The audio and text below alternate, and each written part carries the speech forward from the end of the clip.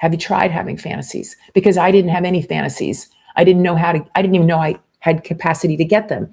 But fantasy happens when you get to a certain state of consciousness, whether it's brain, it has to do with brain waves. So if you can, I mean, again, if you want to do some research this week, I would research about what brain state do fantasies exist, because I'm going to go back to cannabis. Cannabis is what taught me how to have them.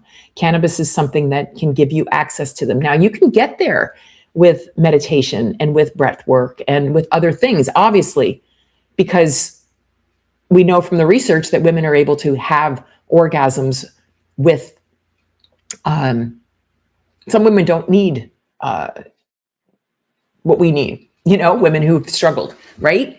They just don't need it. I don't know why. It's just not a non-issue. I don't know why. But having fantasies, like, where's your mind when you're masturbating? Are you thinking about what you're feeling? Are you thinking? Because if there's any thinking, usually I can tell you that means you're in your cognitive executive functioning of your brain. You're in the part of the brain, your ordinary consciousness.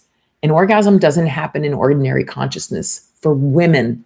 In fact, the definition of female orgasm that they came up with, by Sydney Meston is her name. There was a group of researchers that got together in Paris in 2003, and the definition for female orgasm for women includes orgasm being an altered state of consciousness. So that means we have to know how to go into an altered state. And I believe it's not like because my first sex therapist was like, I'm going to pop off of here in a minute. Let me just finish my first sex therapist was like, oh, you just have to pop into a fantasy. And I'm like, how do I do that? What do you mean pop into a fantasy?